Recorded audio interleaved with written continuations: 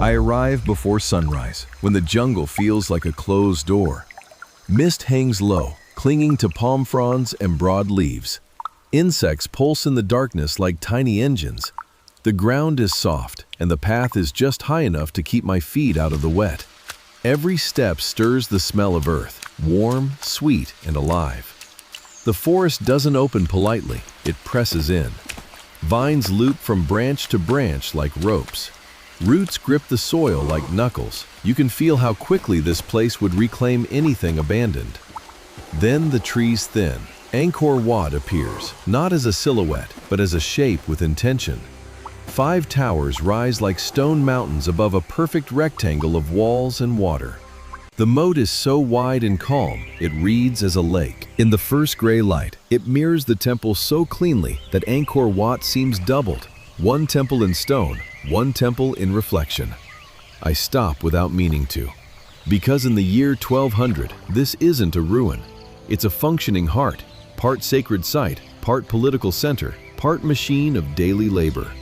It feels like someone built a universe and then posted guards at the entrance. The moat is the first lesson. Here, water is destiny. This empire lives on rice, and rice lives on controlled water, canals, reservoirs, embankments, managed flows that turn monsoon cycles into predictable harvests.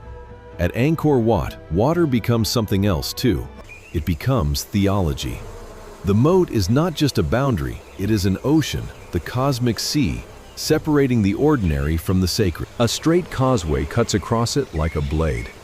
Along the edges, Naga balustrades coil, stone serpents that look as if they're guiding you forward while warning you not to wander.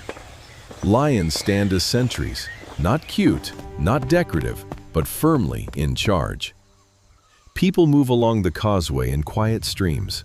Most are dressed for heat, wrapped cloth at the waist, light fabric, bare shoulders for laborers. Some carry woven baskets, others hold folded cloth or small offering bowls. You notice posture here. People naturally lower their voices. They step carefully. It's as if the architecture instructs them how to behave. As I pass under the outer gateway, the sound changes. Outside, the jungle hums. Inside, sound becomes layered. Footsteps on stone, a soft chant somewhere deeper, the faint clink of metal, the scrape of sandals. The air smells of damp stone and incense, woody, sweet, slightly sharp. It feels like crossing into a different gravity. Angkor Wat was built under King Suryavarman II in the early 11th century. By 1200, it has decades of life behind it. Young enough that many edges still feel crisp, old enough to have settled into routine use. Ceremonies, offerings, processions, repairs. And it is built as a model of the universe. The central towers represent Mount Meru, the sacred mountain at the center of Hindu cosmology. The surrounding galleries and enclosures echo layered worlds. The moat forms the outer sea. This is architecture doing theology, turning belief into geometry, and geometry into stone. But theology here isn't separate from politics, it's political language. Because if your temple is the universe, the person linked to its center is not merely a ruler, he stands closest to cosmic order. The monument doesn't just inspire awe, it teaches hierarchy. It says, the center is sacred, and the system that controls the center is legitimate. In a capital, that message matters every day. Step into the outer galleries and the heat drops. Shade wraps around you like cloth, and suddenly the walls begin to speak. Bas-reliefs run for long stretches, armies in disciplined lines, chariots, gods and demons locked in cosmic struggle, scenes designed to be read like a visual river. The carvings aren't decoration, they are instruction, stories that explain why order deserves loyalty, why the center must hold, why power is not arbitrary. You can feel how these images work on the mind. If you are a pilgrim, they confirm belief. If you are an official, they reinforce legitimacy. If you are a visitor from afar, they broadcast capacity. This empire can organize labor, master stone, and narrate authority in permanent form. Incense thickens in the corridors. Oil lamps leave a faint warmth and a subtle scent. Temple attendants pass with bundles and bowls, supplies for rituals, cloth for ceremonies, tools for maintenance. A child follows an adult, eyes wide, trying to imitate the quiet seriousness. Nothing here feels like a museum. Everything feels used. Angkor Wat isn't frozen, it's working. Monuments look eternal. In reality, they survive on daily repetition. Attendants sweep courtyards, carry water, prepare offerings, keep walkways clear. Priests tend lamps and ritual spaces, maintaining an order that must be renewed continuously. And craftsmen, always craftsmen, repair chipped edges, rework worn surfaces, tighten what weather loosens. Because even perfect stone is vulnerable. Monsoon rain finds cracks, heat expands joints, moisture darkens surfaces. The jungle is patient, the temple must be stubborn. And behind this visible labor is the wider system that feeds the capital. Farmers producing rice, fishermen hauling catch, administrators organizing tribute and supplies, workers maintaining waterworks across the region. Angkor Wat is the visible peak of an invisible machine, an empire's coordination turned into a skyline. This is what monuments really are, frozen organization.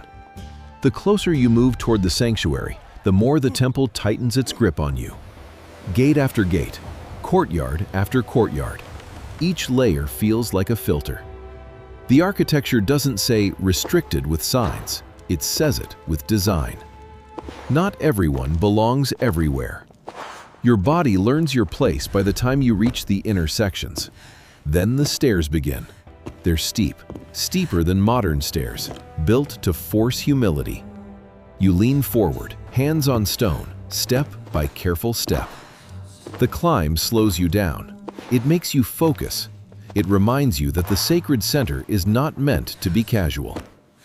At the top, the world opens. Courtyards fall away in sharp geometry. The moat frames the complex like a perfect border.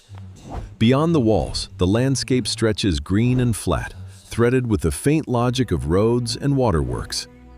You can't always see the canals from here, but you can sense the truth. This capital is not isolated. It is anchored to a managed environment. The jungle is still there, but now it feels like the outer edge of a world shaped by intent. In the inner corridors, apsaras, celestial dancers, appear again and again, carved in countless variations. They're not identical. Jewelry changes, headdresses shift, expressions soften or sharpen. Each figure is an ideal, but also a record of style. How hair is arranged, how fabric drapes, what ornaments signal rank. Here's the important part. This beauty isn't passive. It's a kind of discipline made visible. Court culture in Angkor places high value on controlled performance, ritual, dance, ceremony.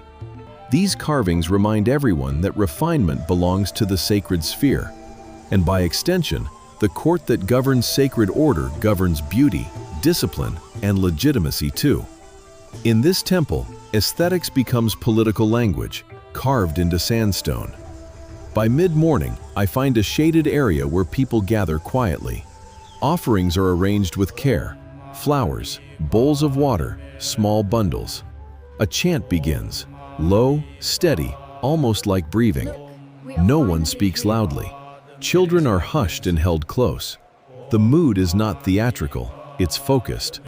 One by one, visitors step forward, bow, and place offerings. The gestures are simple, but heavy with meaning. People come here for protection, for health, for family safety, for good harvests, for the unseen things that decide whether life feels stable. In that moment, Angkor Wat stops being architecture and becomes an interface, a bridge between human fear and human hope. And you understand why this building is so powerful. It doesn't just dominate the skyline, it absorbs the daily emotional needs of thousands of lives. Standing inside Angkor Wat in the year 1200 is unsettling because it feels permanent. The towers are bright in the sun. The carvings are crisp enough to read like living scenes. The moat reflects the structure so perfectly, it looks like the temple exists in two worlds at once, stone and water. And everyone around me moves with the calm certainty of people who believe tomorrow will resemble yesterday. They do not live inside a future ruin. They live inside a present that feels unshakable. That may be the temple's deepest function. It makes permanence feel believable. On the causeway again, I turn for one last look. The contrast is the point. Sacred geometry inside, wild jungle outside. The empire is order. The forest is chaos. The moat is the boundary, calm, controlled, reflective, holding the line between them. Angkor Wat is not just an achievement of stone. It is thousands of coordinated lives compressed into one form. Planners, laborers, priests, attendants, farmers, craftsmen, all moving like parts of a single organism. In 1200, the message is unmistakable. We can build a universe. We can hold the center. We can make belief feel eternal. And as I step back into the green shadow of the trees, the towers remain behind me, still symmetrical, still shining, still ruling the horizon. For now.